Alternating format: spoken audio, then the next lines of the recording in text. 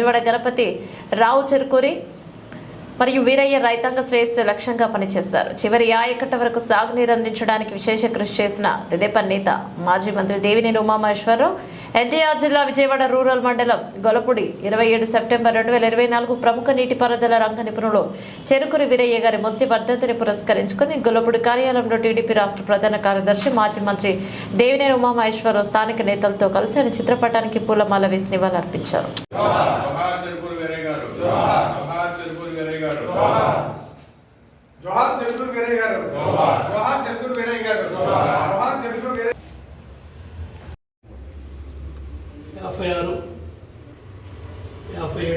నిర్మాణం 53 నుంచి ఆ నిర్మాణాలు జరిగింది. రాష్ట్రం ఏర్పడిన తర్వాత ఆంధ్ర రాష్ట్రం ఆ ప్రాజెక్టు ప్రకాశం బ్యారేజ్ కూడా 2,82,00,000తో నిర్మాణం జరిగింది. ఆ ప్రకాశం బ్యారేజీ ఆ డబ్బుల్లో కూడా 10 లక్షలు మిగిలినాయి. ఆ రోజుల్లో ముగ్గురు ముఖ్యమంత్రులు ఆ బ్యారేజీ నిర్మాణం మొదలుపెట్టిన తర్వాత ప్రకాశం పంతులు గారు మొదలు పెడితే 3వ ముఖ్యమంత్రి సమయానికి ఆ బ్యారేజీ పూర్తయింది. ఆ బ్యారేజీకి 60 సంవత్సరాలు వచ్చినప్పుడు చంద్రబాబు నాయుడు గారు ఒక ఉత్సవం చేశారు. ప్రకాశం బ్యారేజీ 60 ఏళ్ళు అయింది. మళ్ళీ పైన వైకుంఠపురం ఇటు దాములూరు దగ్గర ఒక బ్యారేజీ నిర్మాణం చేయాలని ఈ మహనీయులంతా కూడా కాలువల మీద పనిచేశారు. ఆ పెద్ద వయసులో దగ్గర 85 సంవత్సరాలు 90 సంవత్సరాల మధ్యలో వాళ్ళు కాలువ కట్ల మీద తిరిగారు. పట్టిసీమ ప్రాజెక్టు లిఫ్ట్ ఇరిగేషన్ ఏదైతే ఉందో ఎక్కడ నిర్మాణం చేయాలనేది ఆ రోజు వీరయ్య గారిని నేను ఆ ప్రాంతానికి పంపించాను. అక్కడ ఆయన సర్వే చేస్తూ ఉంటే పోలవరం డ్యామ్ ముందు చాలామంది రైతులు వచ్చి అక్కడ గ్రామ ప్రజలు వచ్చి ఎలా కడతారు, ఇక్కడ ఎలా అవుతుంది, మేము భూములు ఇవ్వమంటే ఆయన మా దగ్గరికి వచ్చి చెప్పారు. ఆ విధంగా అక్కడ గ్రామాల్లో పార్టీలు ఇవన్నీ ఉన్నాయి, మరి అంత పెద్ద ప్రాజెక్టు చంద్రబాబు నాయుడు గారు సంవత్సరం లోపల కట్టాలంటున్నారు.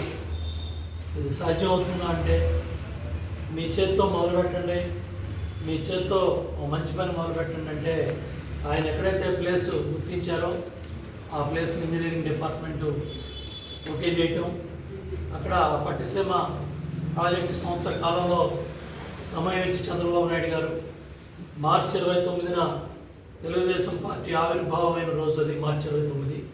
ఆ రోజు శంకుస్థాపన చేసి సెప్టెంబర్ 16, 2015 బ్రహ్మోత్సవాల టైంలో తిరుమల బ్రహ్మోత్సవాల టైంలో చంద్రబాబు నాయుడు గారి చేతుల మీదుగా ఆ పట్టిసీమ నీళ్లు మన కృష్ణా ప్రకాశం బ్యారేజీకి రావటం జరిగింది.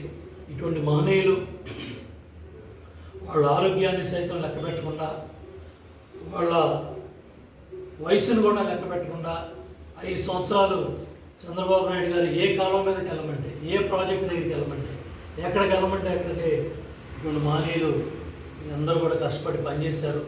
ఎందుకంటే వాళ్ళ మన ధర్మం రైతు అనేవాడు ప్రతివాడు, ఇంజనీర్ అనే ప్రతివాడు, మరి రాజకీయ నాయకులు అనే ప్రతి వాళ్ళు కూడా ఇటువంటి మహానుభావులను గుర్తుపెట్టుకోవాలి. పండుగను కూడా పుట్టినరోజుగా చేసుకొని మోక్షగుండం విశ్వేశ్వరయ్య గారి పండుగ ఇంజనీర్స్ డేగా భారతదేశంలో ఇంజనీర్లంతా చేసుకునే రోజుని రాష్ట్ర పండుగగా మనం ఆ రోజు కూడా ఇంజనీర్స్ డేని ఇంజనీర్లు ఎవరైతే ప్రతిభావంతులు ఉంటారో వాళ్ళందరూ కూడా ప్రోత్సహించి దాని ముందుకు తీసుకెళ్ళాం.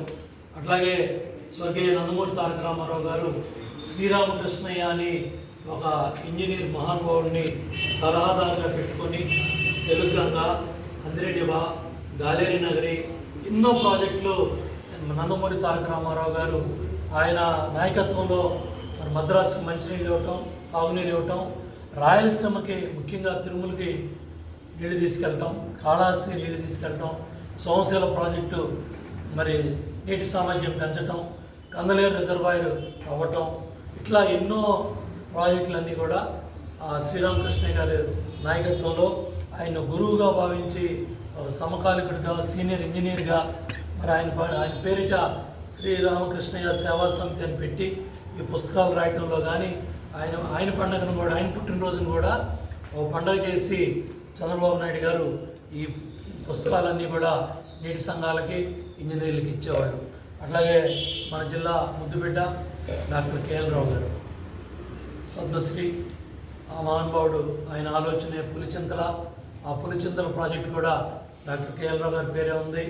మరి ముత్యాల రాజా గారు సర్వేలో సహకరిస్తే ఆ రోజు కోసలా కమిటీని తీసుకొచ్చి ఏదైతే మరి ఇరిగేషన్ బోర్డు, అగ్రికల్చర్ బోర్డులో ఆయన మెంబర్గా పనిచేసి సెంట్రల్ వాటర్ కమిషన్లో ఆయన ఒక బాధ్యత ఉండి ఆ కోసలా కమిటీ నాగార్జున సాగర్ ప్రాజెక్ట్ నిర్మాణం చేయడంలో కానీ, దాని తర్వాత శ్రీశైలం ప్రాజెక్ట్ నిర్మాణం కావచ్చు, అట్లాగే పోలవరం ఇరిగేషన్ ప్రాజెక్టు విదేశీ ఇంజనీర్లు తీసుకొచ్చి ఎక్కడ నిర్మాణం చేయాలనే దానిలో స్వతంత్రం రాకముందే పోలవరం ప్రాజెక్టు ఎక్కడ కట్టాలో ఆనాటి ప్రభుత్వాలు ఆ ప్రాంతాలన్నీ కూడా గుర్తించడం జరిగింది. వాటన్నిటిలో కూడా కీలక పాత్ర డాక్టర్ కేఎల్ రావు గారు ఆ రోజు చేశారు. అట్లాగే నాగార్జున సాగర్ ప్రాజెక్ట్ సర్వేలో కానీ, చెట్లు కొట్టేయటం కానీ, అడవుల్లో దోవ చేయటం కానీ ఆ రోజుల్లోనే 60-70 సంవత్సరాల క్రితం మన మహానుభావుడు 15 లక్షలాది రూపాయలు ఖర్చు పెట్టారు. అవన్నీ వెలకట్టలేని కోట్లతో సమానం. ఇట్లా ఈ నలుగురు మహానుభావులు పుట్టినరోజులు కూడా చంద్రబాబు నాయుడు గారు రాష్ట్ర పండుగగా చేసి ఇంజనీర్లని, నీటి సంఘాలని, ప్రజాప్రతినిధుల్లో చైతన్యం తీసుకొచ్చారు. ఆయన మరి మన మధ్య లేక సంవత్సరం అయింది. కుటుంబ సభ్యులందరూ కూడా మరి మన హైదరాబాద్లో